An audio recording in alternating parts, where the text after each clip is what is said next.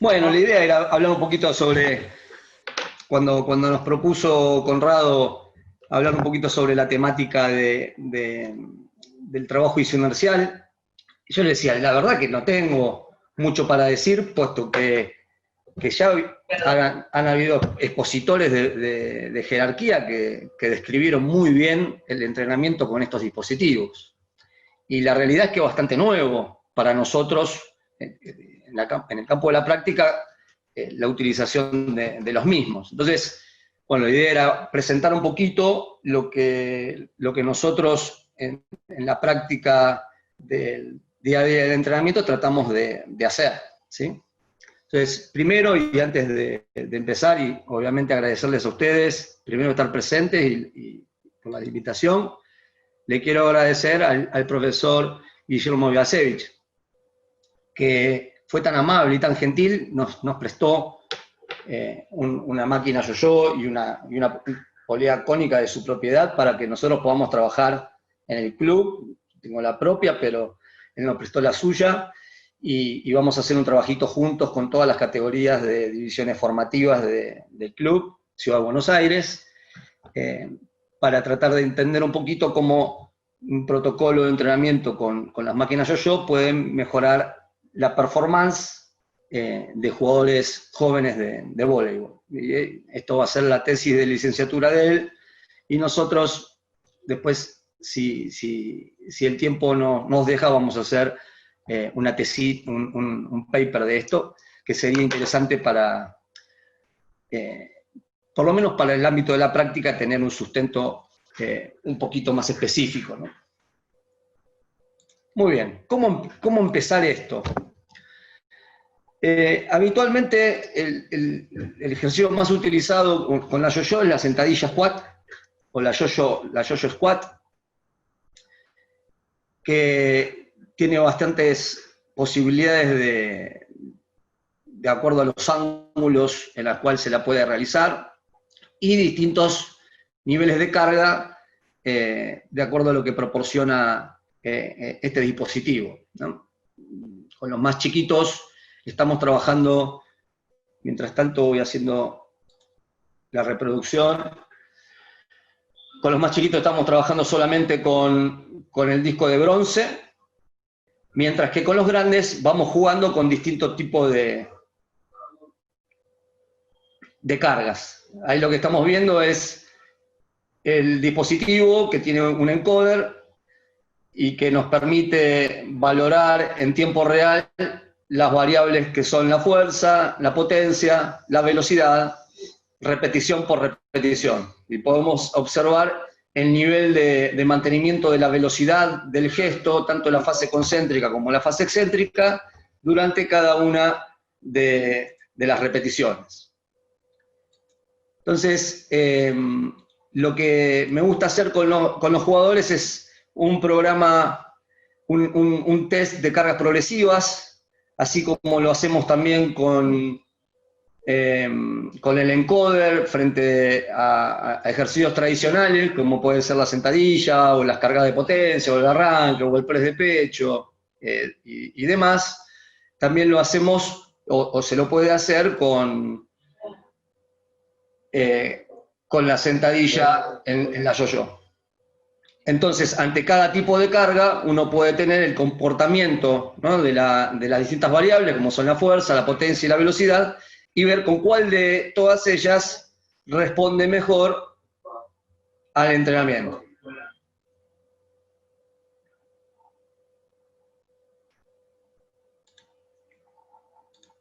Eso por un lado, poder determinar un perfil de carga velocidad, carga potencia, de acuerdo al individuo, y tratar de individualizar esta carga que se ve en los discos, cuál es la más apropiada para el sujeto.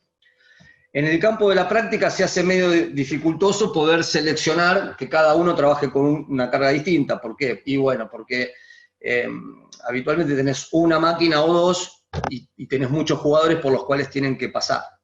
Entonces, lo que hacemos es un estadio inicial donde a los jugadores le hacemos conocer la utilización del instrumento, y luego, por lo menos como yo lo llevo a la práctica, lo hacemos al comienzo de las sesiones de entrenamiento. O sea, como parte de la entrada en calor, lo genero dentro del circuito de entrenamiento, de activación, en la parte de activación, y ya con eso me aseguro que entre 3 a 4 veces por semana los jugadores pasan todos por el dispositivo isoinercial, ¿sí?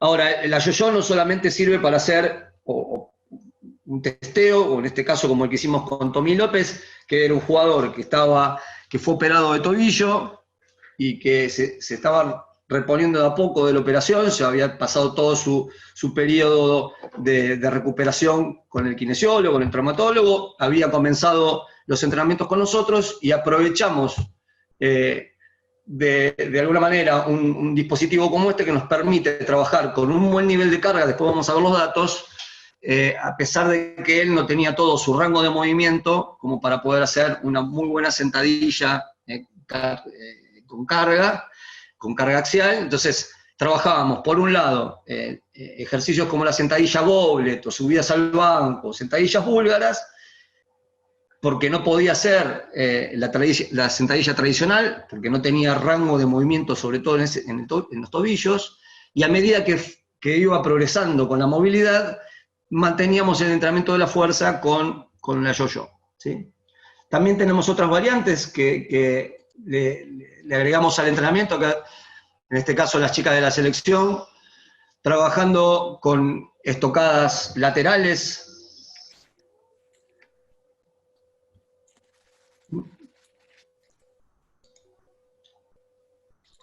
o, por ejemplo, con sentadilla split, variantes que son buenísimas, que son mucho más difíciles que la sentadilla convencional que hacemos arriba, y que hay que educar, ¿no? En ese caso, ella, por ejemplo, sacó el pie de atrás antes de tiempo, yo lo dejé así como está, sin editar, ¿eh? Entonces, es difícil de controlar porque te genera una fuerza excéntrica bastante importante, que si no tenés el control, el freno del ejercicio antes de finalizarlo, podés llegar a lastimarte.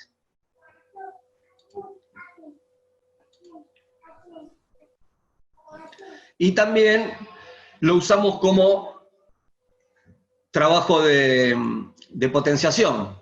Nosotros en algún momento, este jugador tiene osteocondritis, suele tener mucha tendinopatía rotuliana y le genera mucho dolor, entonces es habitual que les cueste, sobre todo a los jugadores más grandes, entrar en calor, y bueno, antes del partido es uno de los jugadores que más se enamoró de la yo-yo. O sea, antes de los entrenamientos hace siempre 1 o 2 series más que los demás para calentar bien, y después terminó pidiéndome llevarla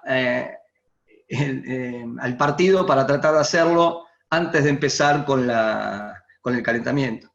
Entonces, luego de hacer la charla técnica, hacíamos los ejercicios de movilidad, y después de hacer los ejercicios de movilidad, donde empezamos a hacer la activación, él iba y se hacía las series en la yo-yo para activación. Lo que habitualmente solemos trabajar son ángulos cortos, aproximadamente a los 90 grados. La idea sería tratar de trabajar con todo el rango articular, pero es muy difícil trabajar la yo-yo squat con sentadilla profunda.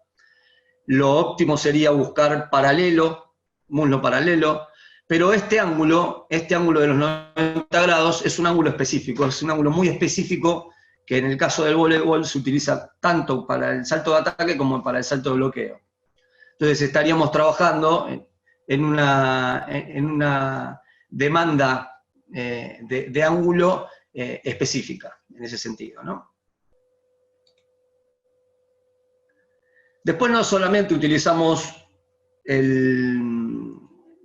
la yo-yo squat, sino que también trabajamos con la polea cónica, con ejercicios que involucran habitualmente la zona media, un buen control de zona media, las diagonales, los chops, los lift, o secuencias de rotación, tratando de mantener estable la zona media y agregarle un componente rotacional. Entonces, el momento excéntrico es importantísimo y toda esa desaceleración para trabajar el anti-movimiento es buenísima. A veces parece, cuando uno lo ve, parece un ejercicio tonto, pero cuando lo empieza a trabajar, se siente la diferencia.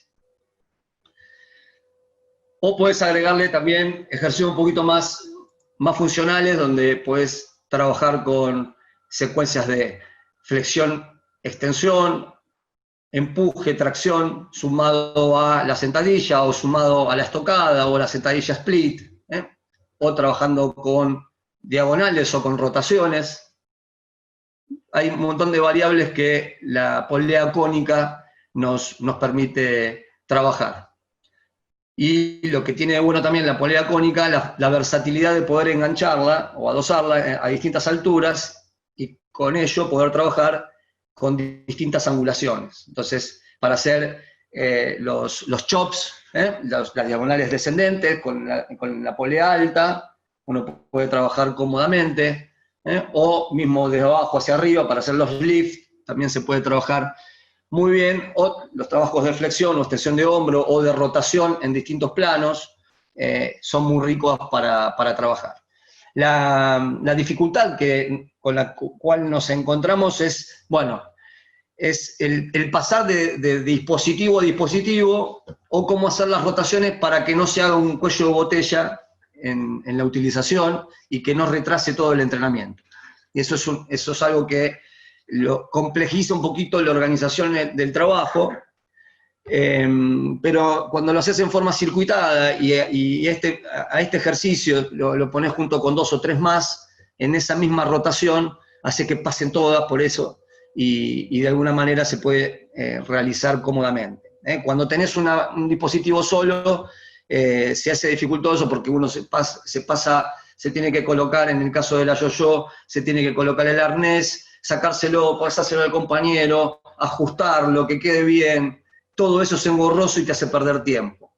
Y cuando a veces no tenés tiempo, se complica. Por eso, en la práctica, lo que intenté hacer es sacarlo del momento, del núcleo del entrenamiento, y tratar de hacerlo antes, para que tengan el estímulo, y de esa manera que todos pasen tranquilamente por la máquina sin necesidad de apurarse y que se haga ese cuello de botella, ¿sí? Después hay otras propuestas de desplazamiento con la cónica. No tengo muchos videos porque tampoco me la paso filmando, pero para trabajar la fase de aceleración del paso y el freno y la desaceleración, hay ejercicios que son muy piolas y que la polea cónica favorece este tipo de trabajo porque le da más versatilidad, obviamente, que la máquina yo-yo. La cuestión es que al principio desestabiliza mucho y genera mucho descontrol, y hay que estar permanentemente corrigiéndolo para que el sujeto lo ejecute correctamente. Entonces, todos estos dispositivos tienen un periodo de aprendizaje bastante importante para que salga bien. O sea, por lo menos para pedirle la velocidad que requiere para que después la fase excéntrica sea aún mayor. Acuérdense que cuanto más velocidad a la fase concéntrica le damos, más velocidad a la fase excéntrica nos va a devolver. Y para eso tenemos que tener un buen dominio de esa fase excéntrica.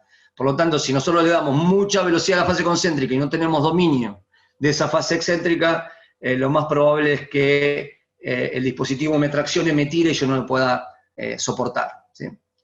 Tavo, mandá metiéndote si necesitan algo, igual Conrado, Osvaldo, vayan diciendo para que no sea un monólogo. Muy bien, cuando les mostré el video del jugador haciendo ese test de carga progresiva ante los distintos tipos de carga, sí, Pablito, sí, ¿me permitís?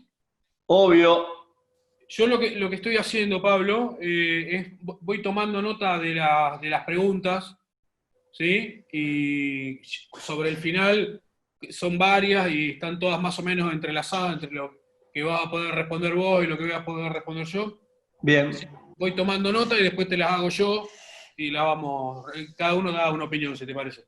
¿Dale? dale, buenísimo, dale. Acá lo que les quería mostrar, o sea, primero obviamente que soy honesto intelectualmente, lo que no sé, voy a decir que no sé, estoy aprendiendo sobre la marcha con la utilización del dispositivo y aprendiendo a entender algunos datos. ¿eh? En un test de carga progresiva uno puede observar la velocidad máxima y la velocidad media, así como la fuerza máxima media de la fase concéntrica excéntrica, potencia máxima y media de la fase concéntrica excéntrica. Entonces, yo lo que hice es hacerles hacer un test de cargas progresivas con todas estas cargas de 8 a 10 repeticiones en cada una de las cargas. ¿Sí? Entonces, lo que ven acá es el promedio de la velocidad en azul, ¿sí? La barra azul, el promedio de la velocidad máxima, el promedio de la velocidad promedio, ¿sí? Y después tenemos la aceleración, obviamente, máxima y promedio ante cada una de las cargas. Entonces lo que sí podemos observar es que, obviamente, a medida que aumenta la carga, ¿qué pasa con la velocidad? Desciende, ¿no? Tanto la máxima como la promedio. Esto no es la velocidad pico, la pico registrada en una repetición dentro de las 10, sino que es el promedio de las 10. Lo que yo saco es la primera repetición. ¿Por qué? Porque la primera repetición, por lo general, es una repetición de acomodación. Uno se está acomodando, entonces el dispositivo te la toma, pero te toma una velocidad muy baja, valores de fuerza muy bajos, y obviamente te tiran para abajo el promedio. Entonces lo que hago es sacar la primera, incluso la segunda, si está muy, muy mal, y a partir de ahí tomo todas.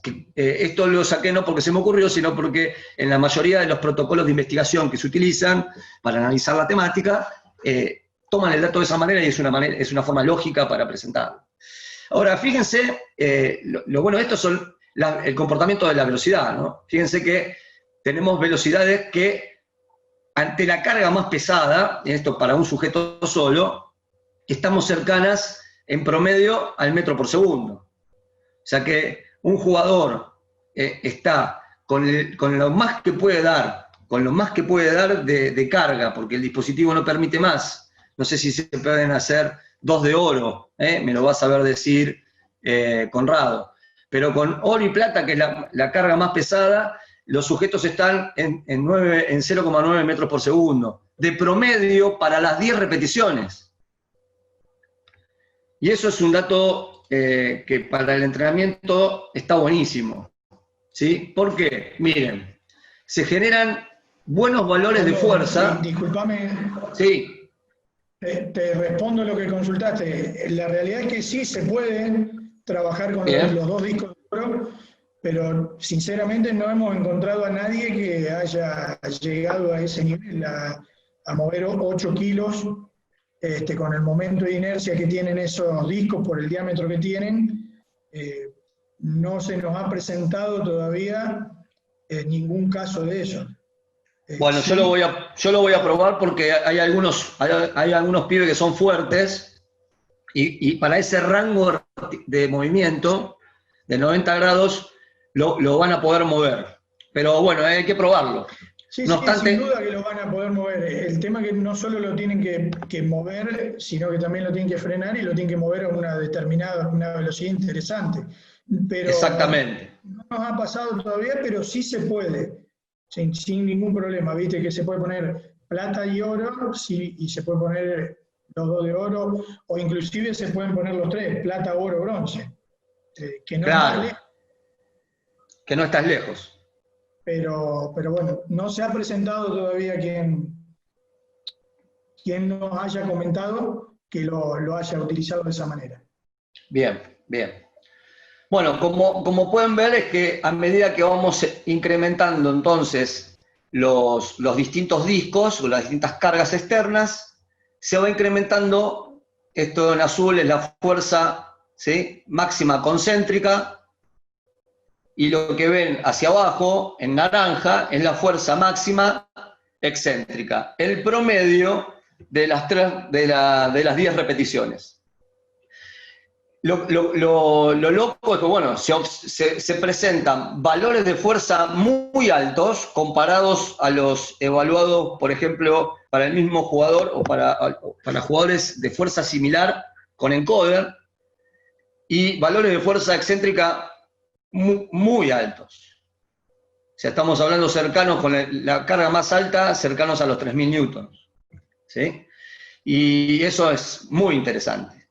Si nosotros quisiéramos desarrollar, miren una comparación de un sujeto que levanta 210 kilos con respecto a la velocidad de ejecución, ¿sí?, tipo fuerte, que trabaja con una buena cantidad de kilos para la sentadilla paralela, tiene una velocidad media o alcanza con ese kilaje a 0,37 metros por segundo. Entonces, nosotros podemos ver que con una carga máxima dentro del dispositivo yo-yo puede trabajar con velocidades cercanas al metro por segundo o más. En este caso, 10 repeticiones y las puede hacer a 1,3 metros por segundo de máxima. Miren la fuerza máxima concéntrica, 3.026 newtons versus 2.700 newtons de excéntrica. Y miren la potencia. ¿Sí? Comparado con los valores de potencia que se obtienen en la sentadilla media, que en este caso, por ejemplo, nos llegaba a los 950 watts. Nosotros estamos en 1800 watts de fase concéntrica. O sea que es un dispositivo que para aquellos, por lo menos como una alternativa, para aquellos que tienen problema de poder soportar cargas axiales, es muy interesante poder realizarlo, por lo menos por los valores que vemos que registran, ¿sí? Alta velocidad de ejecución, alto nivel de fuerza, tanto de fase concéntrica como excéntrica, y en el sentido de la fase excéntrica para nosotros es fundamental, sobre todo para tratar de prevenir lesiones de tendón rotuliano y de tendón cuadricipital, ¿sí?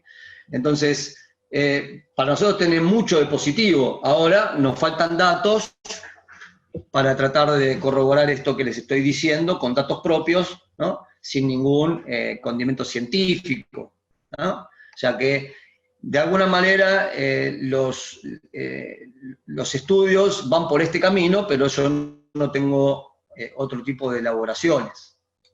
Ahora, cuando me preguntan qué pasa con la cantidad de repeticiones y qué ocurre si se reflejan pérdidas de velocidad o pérdidas de fuerza o pérdida de potencia, bueno, no sé, no hay ni pérdidas de potencia, ni pérdida de fuerza, ni pérdidas de velocidad. O sea, realmente con este tipo de dispositivo puedes trabajar 10 repeticiones seguidas, en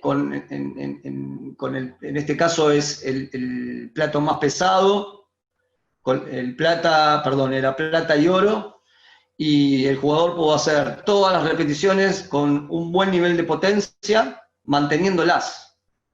O sea, no es que hay merma en el rendimiento a medida que lo va haciendo. Potencia, velocidad,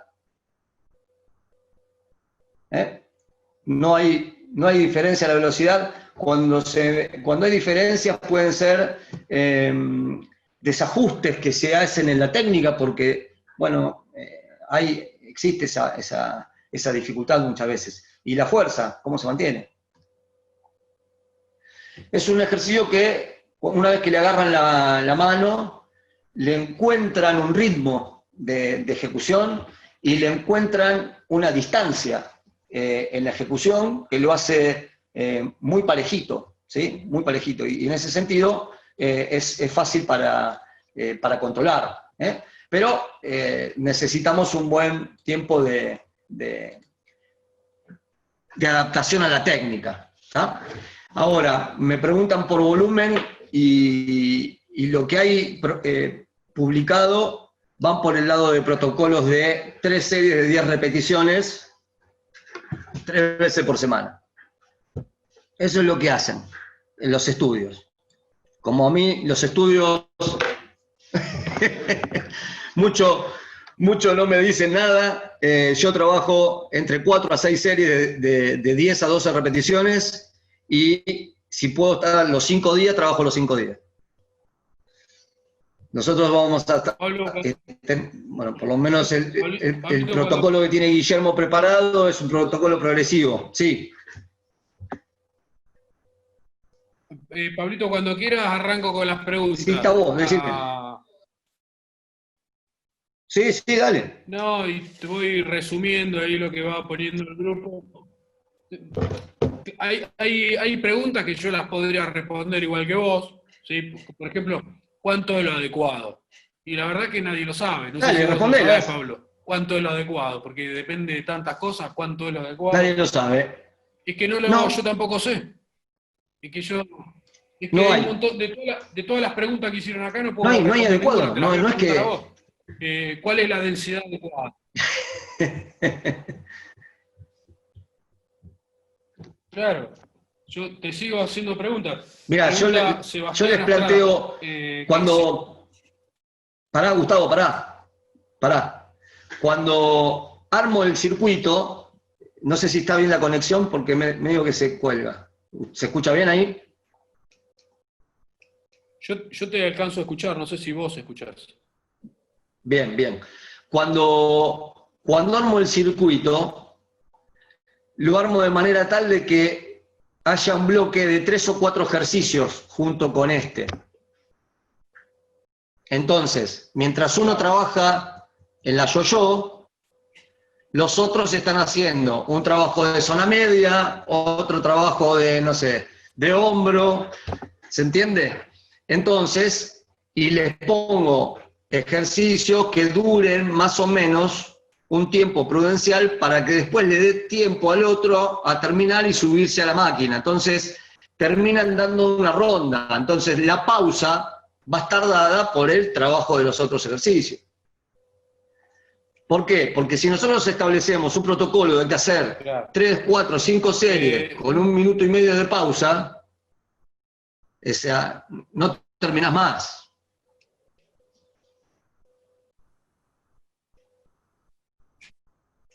Claro. Acá Sebastián Estrada me pregunta una. Después, que si la supiésemos estaríamos ¿por qué 10, ¿por qué 10 y no 8? Preguntan. Sí. ¿Cómo es?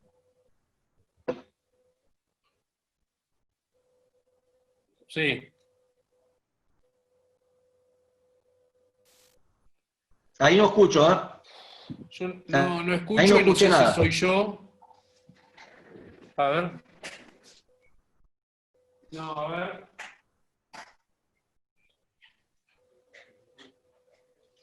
Ahora yo te escucho, pero estabas hablando, pero no te quiero interrumpir.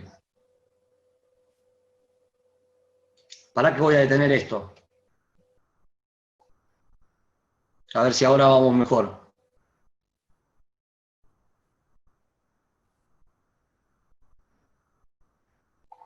Se los escucha a los dos, Pablo y Gustavo, no hay problema. Sí, a veces hay un poquito de desfasaje con la imagen en algunos casos, pero se los escucha a los dos.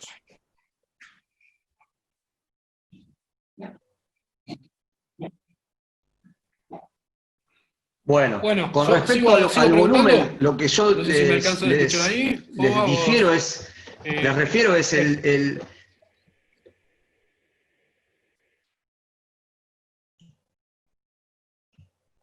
Sí.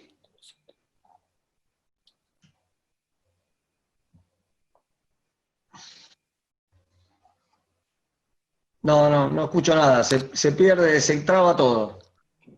Terminá lo que estabas diciendo, Pablo. A mí me figura que vos, Pablo... Se le está cortando un poco a Gustavo, Bien, por eso termina lo que estabas el diciendo volumen, vos. lo estoy trabajando de forma... Bien, sacalo Gustavo entonces, echalo. ¿No ves que no sabe manejar la tecnología? No, el volumen lo hago de forma intuitiva. Lo hago de forma intuitiva. Lo que me permite el encoder que tiene el dispositivo es comprender qué es lo que ocurre con las repeticiones. Entonces, cuando tenemos el análisis de la curva, vemos que 6 a 8 repeticiones parecen pocas. O sea, da la sensación, ¿sí?, que fueran pocas. No puedo hacer nada, Pichi, con el Wi-Fi. ¿Qué quiere que haga? Entonces, teniendo en cuenta esto, es como hay una especie de ojímetro que hay que manejar. Quizás, junto con el análisis de la información, más el costo subjetivo del esfuerzo de realizarlo, bien.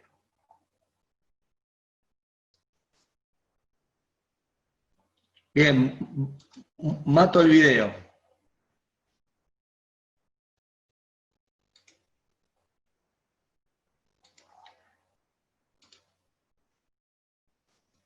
Bien, ahí va mejor, o va.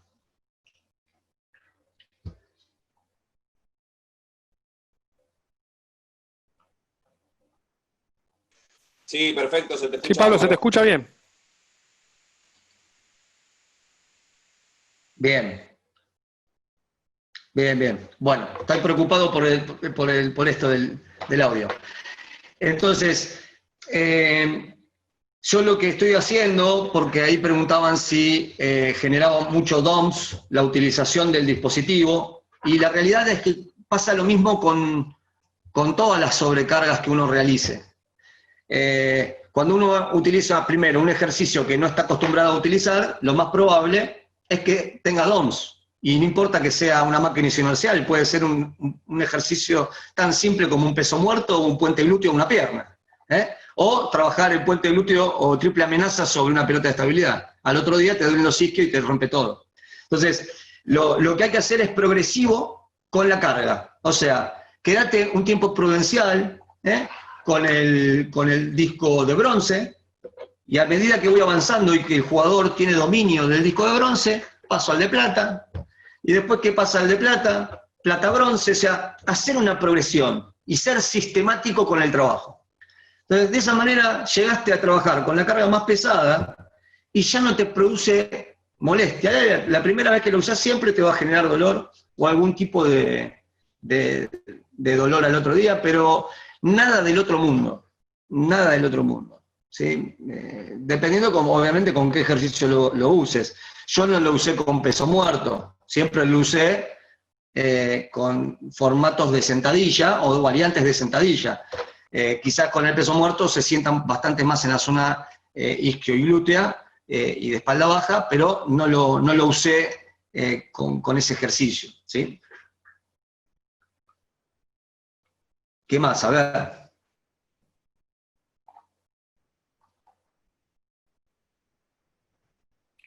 Pablo, Sí, acá me preguntan, para el desarrollo de la fuerza, ¿qué preferís? ¿Si la yo-yo squat o la profunda? A ver qué dice acá. O el squat profundo. La yo-yo squat, ¿sí? O el split profundo, ¿será? Split profundo. Mirá, a ver, uno está acostumbrado a entrenar con cargas axiales, o sea, esa es una realidad, ¿no? Y a trabajar con las cargas convencionales. Entonces, si vos me decís que base todo mi entrenamiento con cargas isoinerciales, y te voy a decir que no lo voy a hacer hasta que no lo estudie bien. ¿sí? En el mientras tanto lo utilizo, pero no lo voy a sacar. El estudio que queremos hacer con Guille es ese, es agarrar a un grupo de jugadores de todas las categorías y a un grupo agregarle el trabajo inercial y al otro obviamente no, presencia-ausencia de la máquina. Y a ver qué pasa con las variables de rendimiento, porque en definitiva lo que nos interesa es si mejora o no el rendimiento, no si mejora o no la fuerza en la yo-yo, o la sentadilla, sino si los pibes se mueven más rápido, si corren más, si saltan más. Entonces, en definitiva lo que nos interesa es eso. Y hay estudios, hay un estudio muy piola, muy viejo, de los primeros y del único que se reporta trabajo con sentadilla profunda con sujetos que eran pesistas. Pero generaban unos valores de fuerza enormes y realmente mis jugadores no están en condiciones de movilidad como para poder hacer una muy buena sentadilla profunda con este dispositivo. Este dispositivo, de la forma en que está anclado en el arnés, te desbalancea mucho, te tira mucho para adelante, te cambia, la técnica es distinta, y es difícil salir de ahí abajo, y de romper ese punto, ese sticking point abajo luego de haber hecho la fase excéntrica. Muy difícil. Muy difícil, pero no habría que probarlo, o sea, habría que trabajarlo, ¿sí? Con los sujetos que tienen la movilidad adecuada para hacer técnicamente bien la sentadilla y arriba, ¿sí? Sigo escuchando. No, y el resto, el resto de las preguntas da, viste, casi recomendaciones que son cosas que no tenemos. ¿Sí? Acá hablaba de la dosificación semanal, mensual, si lo usas más en competencia, lo usas más en pretemporada. Lo uso todo. Mirá, yo te voy a decir lo que hago. La uso todos los días. Es más, están en el cuartito, ¿entendés? Entonces nosotros llegamos, sacamos las máquinas yo y los tipos se suben y la usan. Están obligados, ¿qué hace, Pato? Están obligados a pasar por ahí. Entonces se genera una necesidad de empezar a utilizarlo y los jugadores la empiezan a sentir. Sienten que les hace bien y listo, ya está. Con eso me quedo tranquilo. El tema es que necesitamos mucho más información y estudiar mucho mejor que pase para que pase lo que realmente uno quiere que pase, ¿no? Tratar de minimizar la utilización de cargas axiales, si realmente ayuda a la mejora del dolor de articular, sobre todo en las tendinopatías, que nosotros las tenemos muy frecuentemente. Entonces, esto es todo para estudiar. Hasta ahora son interesantes los valores que tiran. Bueno, preguntas no tengo más. Ahí, a mí lo que me da la sensación, Pablo, y antes de tomar el tema, que si bien, digamos, tu tarea, para que me voy a poner el video así nos podemos ver. Claramente nosotros trabajamos en el mismo ámbito, ¿sí? Uno evaluando, el otro entrenando. Me parece que somos un buen complemento y que hacemos cosas que nos complementan. De hecho, yo lo iba a contar en la presentación y aprovecho a contarlo ahora. Casi todas las pruebas experimentales que hacemos con equipos nuevos lo hacemos con vos, con tu gente. ¿Sí? Ahí está Fernando Dinés, ahí está Martín, y estaba Sebastián Argento. Así que, entonces, digo, capaz que entre los datos que vos tenés y las valoraciones que vos hacés, ¿sí? Y los datos que nosotros tenemos y las valoraciones que nosotros hacemos, quizás tendríamos que pensar en hacer evaluaciones juntas con las plataformas de fuerza, el encoder, la yo-yo, digamos, empezar a generar información mucho más robusta y la comunidad científica está ávida de esto, ¿sí? Así que le dejo un poco abierto el tema a Conrado, digamos que podríamos hacer un buen proyecto de investigación, ¿sí? La población la tenemos, la tecnología la tenemos, ¿sí? Así que bueno, podríamos pensarlo. A mí lo que me gustaría, Pablo, es, si me das la oportunidad, arranco como para Dale, hablar un poco de los valores que vos hiciste, ¿sí? Hacer una pequeña introducción sí, de cómo es nuestra tarea y estos datos que vos trajiste, de dónde salen o cómo lo piensa cada uno de nosotros para darle robustez. ¿Sí? bien, ¿Listo? ¿Arranco, Pablito? dale ¿Sí? nomás. Mi amigo Añón. Acá voy.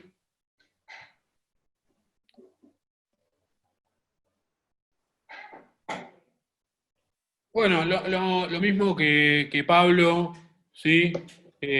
Agradezco a Martín Giaconi, a Conrado, ¿sí? A todo el equipo que está ahí atrás, que no se ve, a Osvaldo García Piccinini, a Anita, que están ahí con la logística de que todo esto vaya bien. Así que le agradezco a ellos. Y Pablo, personalmente, sabes que sos un tipo al cual admiro, aprecio. Trabajamos hace muchos años juntos, tenemos las mismas inquietudes y tenemos dos puntos de vista complementarios, ¿sí? Tanto en el entrenamiento como en la evaluación. Digamos que la charla la pensé complementaria a todo esto. Y primero voy a poner el punterito. Primero, hay algo que deberíamos saber, ¿sí? Que claramente no está publicado y que es un desafío no solo para nosotros, sino para... Ahí veía 200 personas del otro lado. Digamos que tenemos una responsabilidad importante. Y cuando vos dijiste que sos honesto intelectualmente, no hace falta que lo expliques, ¿sí? Todo el mundo sabe quién sos y de lo honesto que sos, no solo intelectualmente. Entonces, yo lo que creo que primero tenemos que establecer es cuáles son esos requerimientos, a dónde, cómo es el rendimiento en condiciones de competencia y cuáles son los requerimientos. Tendríamos que pensar cuánto se necesita de cada cosa para que no quede, que no sea ambiguo el por qué se usa un equipo, por qué se usa un instrumento, por qué se usa con un sujeto. Está bien, estamos todo esto, todo el tiempo estamos en fase beta. Pero yo invito a las 200 personas que están ahí a que reflexionen a partir de esto, ¿no? Del concepto de los requerimientos. Y yo creo que es un momento, esto de la cuarentena vino a cruzar gente, a unir puntos. El otro día hablábamos con Mauro Testa de Italia, bueno, con mucha gente. Y yo digo, tenemos que pensar cuánto se necesita, cuál es el requerimiento para cada deporte. Entonces, lo primero que voy a hacer es dejar esa pregunta abierta para los 200 que están del otro lado, pensar cuáles son los requerimientos. ¿Cuánto necesita tu deporte de...? Porque Pablo está contando lo que está haciendo con el voleibol, ¿sí? Yo cuento le voy a contar lo que hacemos en condiciones de laboratorio, pero quizás eso que nosotros contamos está muy alejado a la realidad de cada uno. Entonces, yo creo que hay que generar, establecer, sí, estudiar cuáles son los requerimientos. ¿Sí? Segundo, lamentablemente acá no se los ve a todos. Siempre yo soy un fanático del equipo, como dice Martín Giaconi. ¿Sí? Ahí tengo son 5 de los integrantes del equipo: Osvaldo, Anita, a Pablo, Esteban, Federico. Sí, sé que Federico está del otro lado. Con ellos trabajamos en la universidad. El nicho de inquietudes más grande lo traen ellos, ¿sí? Traen las inquietudes, traen cómo resolverlo. Y por el otro lado, otra parte de mi equipo, parece que a Martín Fratini le van a pegar un tiro en la frente, y es probable. Juancito Holzman, para cuando sea ministro de Deportes. Martín Fratini, que es joven profesional, brillante, destacado, tremenda persona. Sebastián Argento, solo palabras de felicitaciones y agradecimiento tengo para él. Juancito, brillante. Anita comparte tanto el laboratorio de la universidad como el del Senat. Digamos que todo lo que se genera ahí es a partir de ellos. Y mi amigo, ¿sí? Que eso lo representa bastante bien, ese es Fernando Dinesa, mi amigo Andy, ¿sí? Que vive en Saturno, que está en Saturno. Digamos, todas las cosas que él piensa están muy fuera de escala en el desarrollo, en cómo lo ve. Y con Andy trabajamos juntos hace 25 años más o menos. Todavía no nos pudimos poner de acuerdo en ningún tema. ya nos vamos a poner, nos ponemos de acuerdo en el horario del almuerzo nada más, ¿sí? Pero con cada uno de ellos, ¿y por qué hablo del equipo? Cada uno de ellos tiene todo el tiempo opiniones y puntos de vista distintos. Entonces, ¿cuál es el crecimiento de esto? Que en los grandes equipos, ¿sí? Formados con grandes profesionales y con grandes personas, todo el tiempo aportan conocimiento, ¿sí? Aportan inquietudes sobre todo. Quizás este gráfico lo hice hace aproximadamente 2 semanas o 3 semanas para los alumnos de la universidad. Junto con Pablo compartimos las mismas universidades, ¿sí? La Universidad de Lomas de Zamora y la Universidad de San Martín. Y esto es un poco para mostrar en un modelo de normalidad dónde está posicionado y cuál es el nivel de gente con la que trabajamos. Bueno, tanto Pablo como yo trabajamos con gente que está por acá, que está dentro de los programas de representación olímpica o programas de representación nacional. Por eso, a veces es muy difícil que alguien que tiene un deporte federativo o un deporte de representación nacional o en un centro de formación intente copiar modelos, ¿sí? Yo la propuesta que siempre hago es hay que desarrollar los modelos, hay que desarrollar modelos nuevos, hay que ser innovador. ¿Sí? Creo que todo esto que muestra Pablo y más lo que voy a mostrar yo va más a tener una sensibilidad distinta por hacer cosas distintas. No, yo leía las preguntas y capaz que las preguntas nosotros no le podemos dar recetas o decir es así o es porque tampoco lo sabemos, ¿sí? Porque no hay nadie que lo sepa. Entonces es que quede claro que estamos hablando con un segmento que está por acá, ¿sí? Que está por acá, que son muy poquititos sujetos y que están por acá, ¿sí? Hay un trabajo, ahí no sé quién me está escribiendo, un trabajo, ¿sí? Que es por donde yo voy a arrancar la charla, creo que es del año 2009, que habla de la relación entre la curva potencia-tiempo, fuerza-tiempo, velocidad-tiempo, ¿sí? En un CMJ, y son muchos estudios, que quizás los que son alumnos de la universidad, que estuvieron viendo cómo es el desarrollo de cada una de estas curvas, entiendan perfectamente que cuando Pablo decía 3.000 newtons o a 0.37 metros por segundo, quizás esos valores, ¿sí? Esos valores le corresponden a un punto de esta curva, ¿sí? Por ejemplo, la curva de velocidad o la curva de fuerza, que es esta, o la curva de velocidad, ¿sí? Yo lo que siempre profeso en esto es que es probable que uno tome un valor, ¿sí? O un valor máximo, un valor medio, o un valor absoluto, pero tiene que saber de dónde viene. Y creo que muchas veces, y eso es propio de la investigación, se suma muchos sujetos, se los compara, se saca valores medios, se lo multiplica por y se establecen índices. Entonces, cuando uno lo tiene que aplicar, no sabe qué está haciendo. Entonces, por eso creo que ver cómo están hechos estos trabajos solo generan inquietudes, ¿sí? Porque capaz que este trabajo está hecho con voluntarios o con sujetos de educación física. Creo que lo importante de esto es entender el origen de los datos, ¿sí? Esto no es ni más ni menos, y viene un poco a reforzar la propuesta de Pablo. Estas son valoraciones reales, ¿sí? Así como Pablo muestra sus datos, estos son datos reales. Esta es la curva de fuerza en función del tiempo de un CMJ. ¿Cuál es la propuesta? En vez de pensar qué es lo que pasa en toda esta curva, primero dividirlo en fases, ¿sí? Entonces, como Pablo hablaba de la fase excéntrica, la fase concéntrica, pero hay muchos valores intermedios, hay mucho tiempo, medir los tiempos de ejecución entre cada una de las fases, porque si no, da la sensación de que el único objetivo que tiene todo esto es mejorar la fuerza, y en muchos de los casos no es solamente mejorar la fuerza, sino es o hacerlo en el menor tiempo posible, o mejorar la velocidad, ¿sí?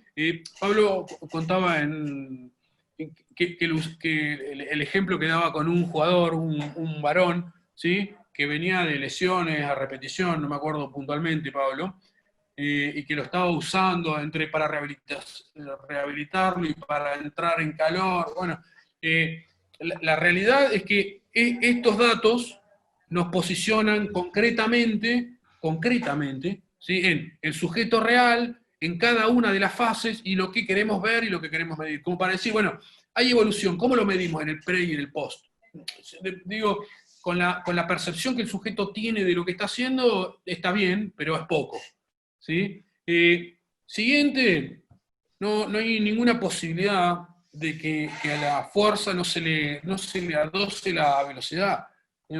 Tenemos que saber qué es lo que está pasando. Esto está bien, está pensado como si el sujeto fuese un sólido rígido, una sola cosa, ¿está? Pero son datos de referencia. A qué velocidad genera la máxima fuerza, qué es lo que pasa en cada una de las fases, qué es lo que pasa. El otro día con Pablo en otra discusión también muy divertida, como casi todas las discusiones que hacemos con Pablo, ¿sí? Hablaba del landing o del aterrizaje, ¿sí? Y yo me acordaba de que en el año 2004 un compañero de doctorado había hecho una tesis, que creo que era Luis Alegre o alguno de esos del grupo de la Universidad de Castilla-La Mancha, que había valorado como un agente lesivo la fuerza en el landing, la fuerza en función del tiempo. Digo, todas estas cosas, ¿sí? Tanto la fuerza como la velocidad, como la curva verde que aparece ahí, que es la potencia como el producto de una variable por otra, digo, son datos que tenemos que tener previos,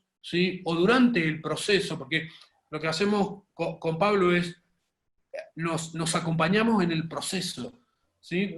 Tenemos la suerte de que casi todos los dispositivos que tenemos los trabajamos con ellos, ¿sí? Entonces, digo, hay que tener estos datos previos cuando se pueden hacer, ¿sí? Cuando se pueden tomar, cuando hay tiempo, cuando los jugadores están de acuerdo, cuando hay tiempo para valorar, cuando entran dentro de la programación, ¿sí? Y tener datos objetivos. Por ejemplo, yo quiero tener un dato objetivo, qué es lo que pasa en tal momento con respecto a tal jugador, bueno, tengo información, ¿sí? Entonces, ¿qué me permite tener este tipo de información? Tomar decisiones. Entonces, es probable que esto que hoy está haciendo Pablo de forma experimental, ¿sí? Se pueda individualizar de alguna manera, objetivamente. Entonces, estos datos objetivos, más la percepción del esfuerzo, más la cuantificación de la yo-yo, más los datos del encoder, nos van arrojando un pool de información que nos permite establecer mejores tomas de decisiones. Esto con respecto a un salto común, esto con respecto a un salto con caída, ¿sí? Es exactamente lo mismo, ¿sí? Está todo dividido en fases, digamos que quizás este salto es lo que más representa es lo que más representa el landing, ¿sí? Esto es saltos con caídas desde alturas variables o drop jumps. Este es otro dato importante, ¿sí? Porque nos cuantifica evoluciones. Bueno, ¿cuál es el objetivo de rendimiento que tiene tal o cual cosa? O sea, ¿por qué usamos? ¿Cuál es el método de valoración que usamos para cuantificar el método de entrenamiento que utilizamos? ¿Sí? Entonces, digo, hay que un pre y un post, y yo creo que con el pre, y con el entrenamiento y el post, podemos tomar decisiones. Y acá es donde invito a Conrado a que deberíamos establecer algún proyecto de investigación entre todos, ¿sí? Porque uno tiene la población, el otro tiene la tecnología, uno tiene los equipos, otro tiene equipo de apoyo, el otro no tiene tiempo. Me parece que se pueden hacer cosas sólidas, tremendamente robustas y que puedan aportar mucho a la comunidad científica, ¿sí? Creo que tener información, y esto de que yo hago tanto énfasis y siempre pongo énfasis en, dividamos todo en fases, midamos en la mínima expresión, tratemos de ser objetivos, tratemos de ser robustos, ¿sí? Esto, por ejemplo, son datos de potencia en saltos con caída, ¿sí? Y digo, bueno, ¿cuánto demora en hacerse esto para saber cuál es la altura óptima, cuál es la producción máxima? Bueno, esto se puede hacer. Y con este tipo de información, se le da mucho más robustez al trabajo de campo. ¿Sí? Digamos que lo que propone Pablo, ¿sí? es el medio entre un trabajo de campo y un trabajo de laboratorio, ya que quizás medir esto, algunos... Me perdí, ahí va. Esto es una sentadilla con 70 kilos. ¿Sí? Digo, bueno, ¿cuánto es la fuerza que genera cada uno de los apoyos en función del tiempo? Entonces, quizás esto mismo Esta diapositiva la puse antes de haber conversado con Pablo, la iba a sacar, después dije la saco, la dejo.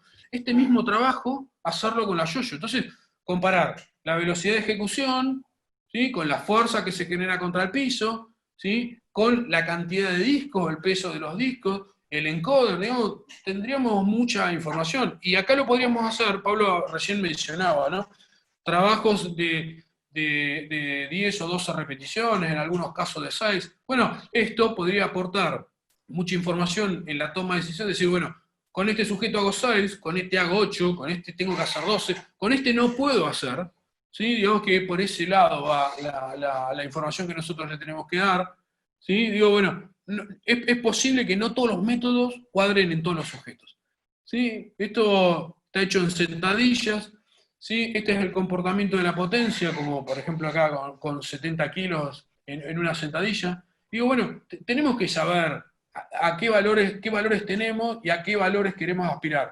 Cuando sabemos a qué valores queremos aspirar, ya tenemos los requerimientos, ¿sí? Y mira, ayer hablaba con los alumnos de la universidad, en una charla también, es que tenemos que generar nuestros índices, ¿sí? Nuestros índices es una variable en relación a otra, que es probable que no tengan los mismos indicadores, ¿sí? Pero establecer índices. Y el establecer índices, yo sé que Pablo siempre cuenta un trabajo que está haciendo con Juancito Holzman, ¿sí? Juancito Holzman, tremendo, brillante, sobresaliente, ¿sí?, ex alumno UNSAM también, es generar índices, ¿sí? Entonces, cuando empecemos a generar índices, discutimos los índices, ¿sí? Cuando tengamos curvas, discutimos las curvas. Cuando tengamos sensaciones, discutamos las sensaciones. Cuando tengamos rendimiento, ahora cuando tengamos toda esa información, tenemos todo eso para tener opiniones sólidas.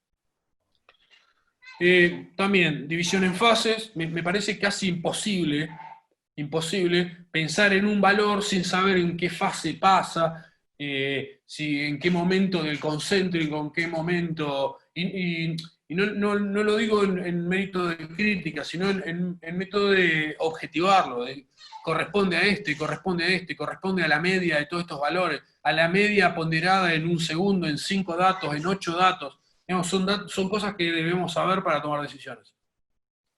Esto es un trabajo hecho en levantadores de pesas. Ahí Gustavo Sato me estaba preguntando, ¿sí? Digamos, es posible que estos ejercicios sean bastante más agresivos. Este es un segundo tiempo, esto está hecho en levantadores de pesas, ¿sí? Digo, ¿cuál es la fuerza y cuál es el nivel de simetría y cuánta fuerza hace en función del tiempo en cada uno de los apoyos en 3D? ¿Sí? Una de las preguntas anteriores era el análisis en 3D. Todos estos estudios están hechos en 3D. Esto le da, tener información de este tipo, le da robustez a tomar decisiones. ¿Sí? Bueno, si cumplió el requerimiento, ¿qué hago? ¿Trabajo otra cosa? ¿No lo trabajo más? ¿Lo mantengo? ¿Sí? Más datos.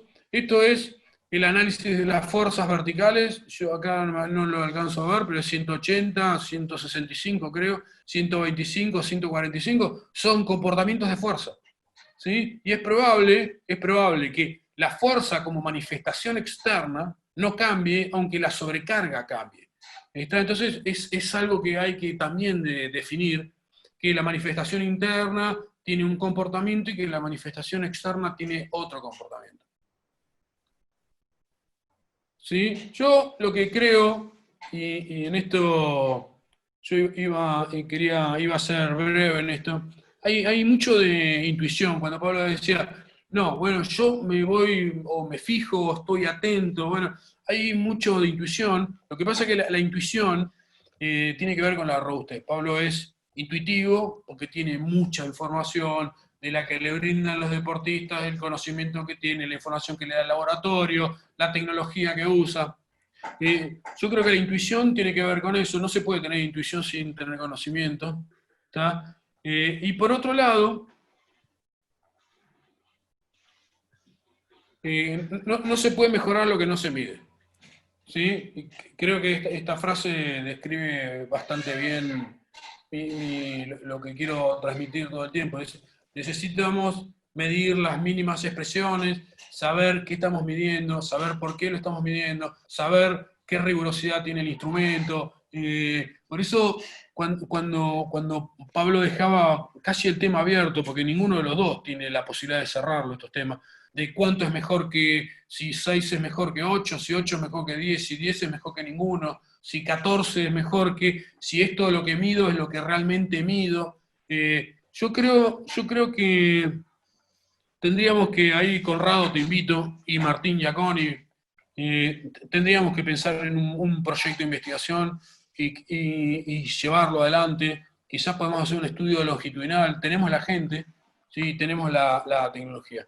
Así que yo la verdad es que lo que quería hacer era aportar datos, ¿sí? Datos del laboratorio, datos que hacemos, son información que nosotros generamos habitualmente, ¿sí? Todos estos gráficos son gráficos que generamos nosotros, se generan en el laboratorio, ¿sí? Entonces era un poco aportar más información a la que tenía Pablo para poder medir mínimas expresiones, ¿sí? Eso es un poco lo que quería aportar. Yo sé que esto va a generar discusión, porque a veces no se tiene la tecnología, pero y a veces los métodos tratan de ser tan simplificados que generan confusión, ¿está? Así que ese era mi pequeño aporte. Voy a abrir, o Pablo, si vos querés, hacerme de moderador si hay preguntas. Yo me imagino que hay preguntas para los dos, ¿sí? Pero si abro el chat se me va a colgar todo. Martín Giaconi lo tengo ahí a la izquierda, Conrado a la derecha. Conrado, ahí los veo, ahí Gustavo, los veo y los escucho. ¿Me escuchás vos? Perfecto. Sí, le iba a preguntar a Conrado porque, bueno, ellos diseñaron ahora, últimamente, tienen plataformas, ellos trabajan con plataformas de fuerzas sobre la yo-yo para medir todas estas cosas que vos decís, y sé que lo han hecho, por eso le voy a preguntar a Conrado, bueno, que directamente comente el tema, sin escapar al hecho de que, Conrado, vas a tener que hacer alguna cosa ahí con los muchachos en el laboratorio y en la universidad. De eso no te vas a escapar y está bueno. Pero estaría bueno que Conrado explique, porque como ellos están desarrollando cosas todos los días, lo que han desarrollado con el tema de la plataforma sobre la yo-yo, que yo no lo había visto en otro lado.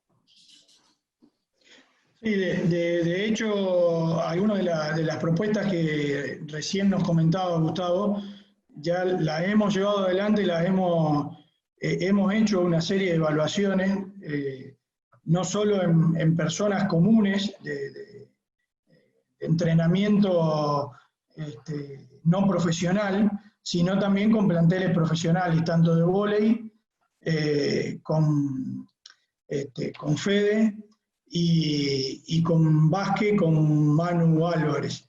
Se han comparado los trabajos de fuerza o los valores de fuerza que conseguimos, tanto con fase concéntrica como excéntrica, sobre el yo-yo, con el encoder del yo-yo y con la plataforma de fuerza. Cuando hablaba de Fede, en la selección de vóley masculina mayor, Fede varón, y me refería no a Fede, mi socio, por ahí quedó un poco incompleto.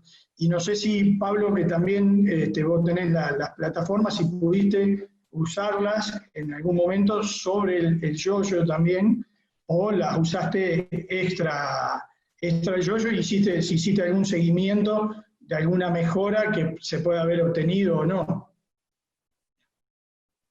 No trabajé nada todavía de eso. En la práctica es difícil estar en el laboratorio y en el terreno al mismo tiempo. Obviamente. O sea, si bien intentamos tener los datos de la forma más precisa posible para poder tomar decisiones, es muy difícil, Primero porque por lo general hay uno solo, ¿no? Es uno solo que está con todo el grupo y con la presión del jugador o la jugadora que quiere hacer, y los dispositivos tienen que andar y tienen que andar bien. O sea, todo lo que implica el laboratorio son cositas que le voy agregando de a poco, ¿no? O sea, una vez que domino bien el instrumento, domino el instrumento, sé qué datos me tira, me pongo loco cuando veo que los datos que me tiran no son confiables o de alguna manera no se asemejan a los valores que deberían tener. Entonces le encontrás alguna macana al software, bien, hay que corregir. Entonces, todo eso hasta que tenés esa curva de aprendizaje entre el instrumento que estás usando para la medición y encima el instrumento de entrenamiento, porque en este caso son 2 en 1, y lleva tiempo, por lo menos para dar información confiable, ¿no?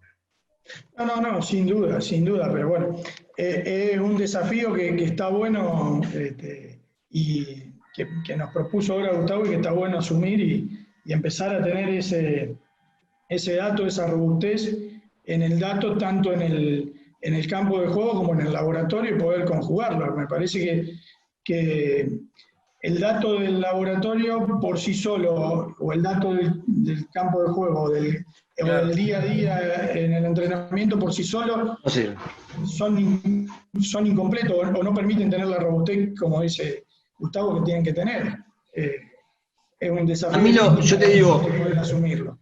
A mí, cuando empiezo a observar valores, está bien, comparar distintos encoders no se puede, o sea, es cómo funciona el encoder de la yo-yo, cómo funciona el encoder en el caso de Andy o Win Laboratory, si son compatibles o no. Lo que sé es que yo tengo un tipo en una sentadilla con carga axial, con distintas cargas progresivas, y que cuando está con pesos pesados que producen 3.000 newtons de fuerza en la fase concéntrica, o en la fase propulsiva, necesita una cierta cantidad de peso en la barra importante, y que lo va a hacer a una velocidad baja.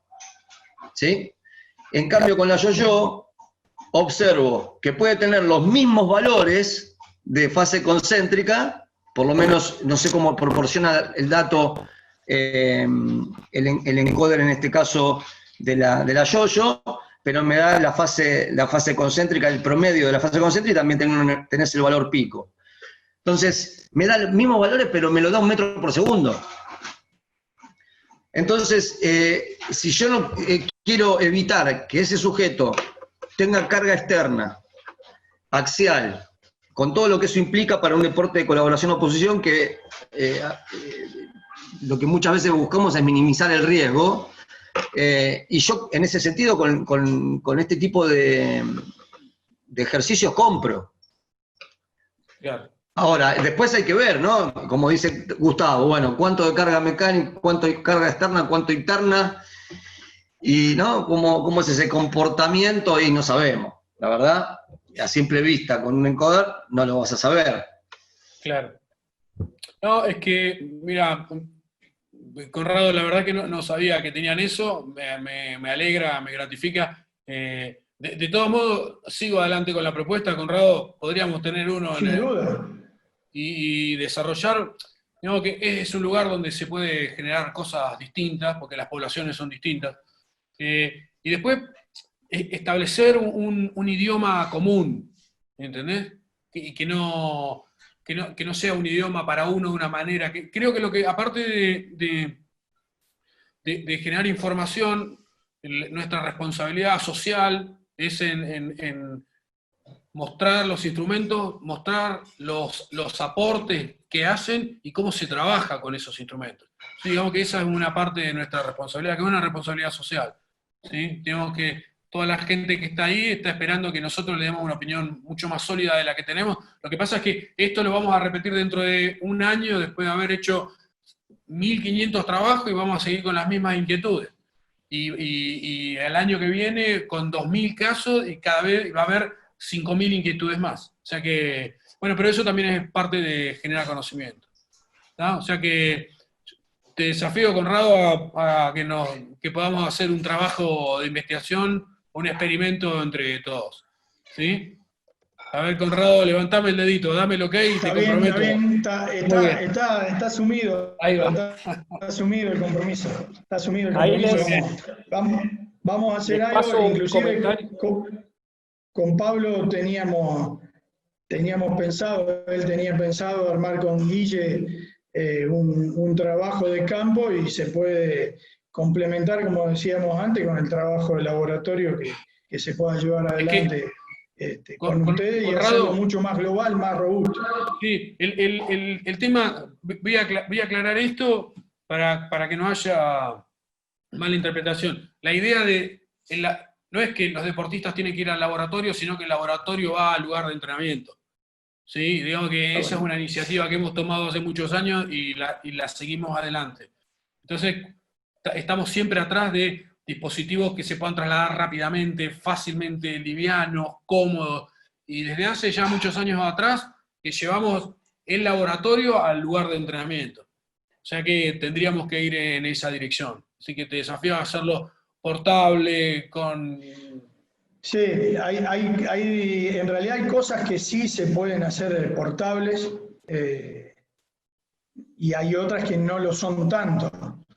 Bueno, la plataforma de fuerza que tiene Pablo tienen que tener un tamaño y una robustez significativa como para que puedan asumir el desafío de que un voleibolista de 2 metros salte, tenga una superficie amplia para caer y resista realmente el trajín de que estén todo el tiempo saltando encima de ella. Igual, Conrado, ahí Pablo tiene gente que mueve... Pablo tiene gente que mueve 3.000 newtons por sentada, así que la van a buscar ellos, no te preocupes, la traen los jugadores de Pablo. A ver, la muevo yo, gordo como estoy, que me gustaba antes y viejo, pero no es algo práctico de estar llevando y trayendo todo el tiempo. Hemos hecho una versión un poco más portable, pero no creo que sea lo ideal para hacer saltar por tamaño a un voleibolista que mide 2 metros y que tiene también su... Claro, igual son transportables, Conrado, no no están fijadas al piso, eso es lo que yo creo que es lo que quiere decir. Gustavo tiene un camión, tiene un laboratorio que es un camión. En serio, te estoy diciendo de verdad, tiene un camión, tiene un laboratorio móvil, así que si la podés subir al camión... Tampoco es necesario eso, pero bueno, cuando hablaba de algo liviano, práctico, de poder trasladar, la podés trasladar, no es algo imposible, pero tampoco es que te voy a decir, mira, no, es algo livianísimo que la podés llevar de acá para allá sin ningún esfuerzo. Conrado, nosotros tenemos experiencia en trasladar cosas pesadas, por eso lo tenemos a Martín Frattini ahí. Sí. Está bien. Pobre Martín, yo sabía que venían por ahí. Uno de los criterios de inclusión de Martín Frattini es la capacidad de sobrecarga que tiene. ¿Sí? Le hemos hecho llevar cosas pesadas. Sí. Bueno, para eso está Martín Frattini y Andy. Les hago una pregunta. Ahí alguien preguntó y eso es pregunta para Conrado y Pablo, porque yo la escuché el otro día en una de las charlas, me están obligando a escuchar todas las charlas. Estoy aprendiendo mucho, como ya les dije. Preguntaban si se podía llegar a trabajar con la yo-yo de manera isométrica. Y justo el otro día uno de los profes comentó algo. Les digo, Pablo y Conrado, como para que hablen del tema. Ni idea, no sé. Conrado, ¿estuviste en la charla del otro día? El que se subió ahí arriba y cuando le da violencia a la fase concéntrica, intentar frenar la fase excéntrica es dificilísimo. Tremendo. Es dificilísimo. Lo más probable es que te pegue un chicotazo muy importante. Habría que educarlo, y después de educarlo, bueno, ¿para qué? No sé, es como una detenta. O sea, no lo sé. No experimenté tanto. Yo creo que lo preguntan porque hay unos videos de una marca europea de yo-yo que mientras está haciendo el trabajo, el entrenador con unos guantes agarra el disco en un determinado momento. Pero es una locura. Yo creo que lo preguntan por eso. Una boludez. Por más que lo hagan en Europa, eso es una boludez. Nada. Algo, que mira, sí te creo lastima que el se puede entrenador, te llegar lastima. Claro, por eso digo, yo no me animaría a un disco girando a esa velocidad a agarrarlo, pero lo que sí creo que se puede llegar a trabajar, si querés hacer en un determinado ángulo de la sentadilla, fuerza isométrica, solo fuerza isométrica, no en el concéntrico y excéntrico, regular el largo de la correa para que coincida con ese determinado ángulo y que haga fuerza contra el disco frenado, pero no en el movimiento como lo hacen en estos videos que vimos. No. Es que YouTube es una herramienta buenísima. El tema es el que lo consume. ¿Sí? Hay de todo, claro. O sea, YouTube es una herramienta hiperpotente, pero depende de lo que consumís. ¿Entendés? O sea, Mira, hay cosas tan simples para hacer, bien hechas, claro. ¿para qué ir a la locura? Si uno puede trabajar isometría con un tirón isométrico bien realizado o con una sentadilla en un rack bien realizado, si querés, ¿no? Si querés trabajar isométrico. Claro. La verdad que este dispositivo está hecho para otra cosa. Entonces, démosle la función que tiene y después si querés empezar a innovar, bueno, pero a veces queremos hacer más de lo que da y no tiene sentido. Bueno, por lo menos yo no le encuentro el sentido. A muchas cosas no le encuentro el sentido. Acá También hay un dispositivo nuevo desarrollado por Evolution para hacer trabajos isométricos, ¿no, Conrado? Sí. Hicimos, ¿te acordás, Pablo, la última visita que teníamos el prototipo arriba de la camioneta? Un rack test Sí. con una celda de carga. Con un par de celdas de carga para medir el nórdico y para medir aducción, abducción, rotación del hombro, un poco todo, pero para medir fuerza isométrica en función del tiempo, ¿no es cierto?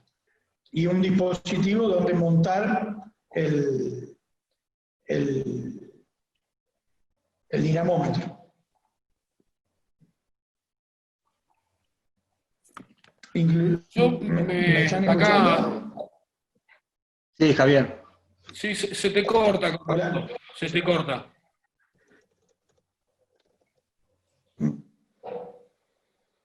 No, les decía que estaba Una el cosa dispositivo importante, y el dinamómetro como para poder medir. Sí, sobre todo poder usar, como decía Gustavo hoy, que lo que estés midiendo en distintos lugares hable el mismo idioma, ¿no? Que todo trabaje con el mismo software, que use las mismas variables, que use los mismos referencias, Indicadores, digamos, sí. Claro, los mismos Entonces, se nos indicadores, cortó las mismas Conrado. variables, medir lo mismo. Mirá, acá Javi Mazzone dice, ¿cómo hay que hacer? Que de todo hay que hacer lectura crítica, digamos. Quizás es la palabra que nos faltó en este momento. Esto decía Conrado, de los videos estos de YouTube. Bueno, hay que ser lo suficientemente crítico y analítico para decir, bueno, esto que están mostrando no sirve, no sirve, me sirve, no me sirve, sirve para mi contexto, no sirve para mi contexto. O sea que sumo a la charla esto que dijo Javi Mazzone, ¿sí? De la lectura crítica. Así que sí, es algo, el análisis crítico, no solo la lectura crítica. ¿Sí? Muy bien, yo por mi parte no tengo mucho más para decir, sí, mucho para agradecer a Martín por la invitación, ¿sí? A Conrado por darnos la oportunidad, el espacio, ¿sí? A Conrado invitarlo a que podamos hacer un buen trabajo de investigación, ¿sí? Y ya te comprometí bastante, ¿no, Conrado? Y la verdad que Pablo, cada vez que podemos discutir o complementar temas, ya está, ya lo conseguí. Decilo para toda la comunidad, que ya nos vas a mandar uno al cenar. Ya está grabado, lo vamos a hacer. No, para nada. Muy bien. Lo vamos a hacer. Pablo, yo por mi lado no se está escuchando bien.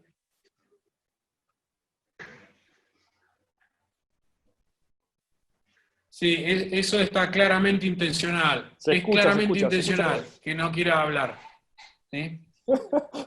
¿Sí? Bueno, Es yo me gustaría cuando dice cerrar. te prometo y Te se agradezco, corta. Pablo. Sí, claro. Sí. Gracias. Quedó congelado, Gracias a así que todos. bueno, ¿qué vamos a hacer? Ahí pregunta, Bueno, No, bueno, ahí pregunta Francisco si hemos tenido resultado con la prevención de lesión y es muy difícil determinar eso, porque para poder determinar si vos tenés resultado con una variable como es el riesgo de lesión, tenés que hacer un estudio. O sea, comportamiento de la carga del entrenamiento, horas de entrenamiento, incidencia de lesión por hora de entrenamiento. O sea, tenés que hacer un laburo en el cual exista la presencia y ausencia de la variable independiente, en este caso es presencia y ausencia de yo-yo. Entonces, eso es para hacer un trabajo. Claro. Ahora, yo lo que utilizo es la información científica que tan bien dieron el otro día, ¿no? Lisandro y quien había hablado también de el Kine, bueno, que hablan de este tema. Matías San Pietro, Rodrigo Vargas, Leandro y Matías, bien. Toda la información que ellos también brindan, yo me baso en esa información y digo, si la información científica va por ese lado y habla de las bondades del dispositivo, entonces ¿yo qué hago? Y yo lo meto. O sea, en la práctica es un ejercicio más, un elemento más que agrego en todo el arsenal en la caja de herramientas y al jugador le disparo con una bazooka. Entonces, yo no puedo establecer esa relación causa-efecto de cuando utilizas un dispositivo o no. Para eso nosotros estamos en el campo, necesitamos tomar decisiones en el momento, todos los días. Entonces, lo hacemos. Ahora, le pregunto al jugador, ¿te sentís mejor? Porque en definitiva la forma de medir el dolor es con el cuestionario, el VISA. ¿Te sentís mejor? ¿Tenés más o menos dolor? O sea, si el tipo puede estar entrenando todo el tiempo y competir durante toda la temporada, y bueno, no sé si fue por esa utilización de la yo-yo o fue por el total de las cosas que hace, para eso no te lo puedo responder.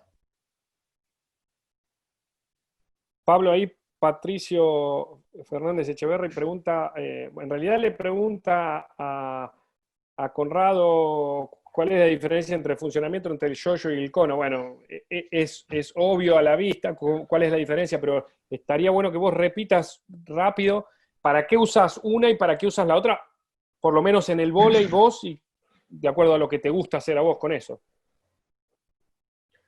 Yo la polea cónica la utilizo más para los miembros superiores y para los trabajos que tengan que ver más con la integración del core, porque la intensidad que genera es bastante menor que la yo-yo. Después la uso también porque tiene más grado de libertad en movimientos. Entonces, te permite hacer cosas que obviamente la yo-yo es muy cuadrada. O sea, la yo-yo es para hacer fuerza bruta, si se quiere, ¿no? O sea, te parás arriba de la yo-yo y tenés 3 ejercicios, 4 para hacer. Si querés innovar demasiado, haces bíceps. Pero no voy a comprar una máquina yo-yo para hacer bíceps. O sea, por más que lo hagan y que hagan los videos en YouTube, no. Ahí para cargar fuerte, sentadilla, y si querés algún otro ejercicio como puede ser algún puente glúteo bien armado, está bueno para hacer puente glúteo, o empuje de cadera, como le quieran llamar, hip thruster, o también los pesos muertos, que también lo pueden laburar. Ahora, la polea cónica te da libertad, y en esa libertad vos podés trabajar todos los miembros superiores con una versatilidad que las poleas tradicionales no te dan. Y ahí sí está buenísimo. Para el hombro me parece que es genial. Para el hombro es genial, porque habitualmente nosotros trabajamos con bandas elásticas, la tensión de la banda es muy baja y sobre todo en la fase excéntrica lo es, y la polea cónica te devuelve una carga excéntrica importante para la desaceleración y el freno, sobre todo en el hombro, ¿no? Así que la uso más para ese lado, la cónica. En cambio, la yo-yo la uso para miembros inferiores con 2 o 3 variantes y para aplicar fuerza. Ahí Patricio, gracias Pablo. Martín, Patricio Chamendi discúlpame. vuelve a preguntar, porque vuelve a preguntar, dice, con respecto al mecanismo de funcionamiento, no en cuanto a la utilidad. Ah, Fede. Martín, sí, hola Pablito, Alberto. hola a todos. Recién llego. No, lo Fede, que querido. pregunta Patricio ahí es con respecto a la variación del radio del eje, Sí. de la polea y la yo-yo, ¿cómo interviene eso a la hora del ejercicio? O sea, en la yo-yo el brazo de palanca, el eje sobre el cual está traccionando es siempre el mismo, y le va a costar la misma cantidad de fuerza salir que en cualquier momento del ejercicio. En cambio, en la polea cónica, cuando está toda la soga enrollada, está en la parte de más abajo de la polea, tiene un poco mayor brazo de palanca, entonces el arrancar el movimiento en esa parte, y se nota cuando uno hace el ejercicio con la polea cónica, el inicio ese de empezar a desenrollar es un poco más suave que al final del movimiento que tenés menos brazo de palanca. Y lo que él pregunta es si esa variación de la fuerza a lo largo de enrollar y desarrollar tiene alguna implicancia a la hora de iniciar el ejercicio o de frenarlo. Ah, ok. Ahí, Bueno, la transición entre la fase concéntrica y la excéntrica obviamente es más suave, ¿no? Es más suave, mucho más suave. Mucho sí, más suave. exactamente. Hay un pequeño delay entre el cambio del concéntrico y el excéntrico en los equipos. Sí, hasta que se termina de enrollar y empieza a tirar, hay no sé si es más lento, pero bueno, por lo menos es lo que yo observo, ¿no? Sí, tal cual. La polea Y te después permite que- ser un poco más dinámico. Claro, sí. Bueno, el año Esa que es la viene declaración. tendremos una presentación de todo el estudio hecho por el equipo del doctor Represas.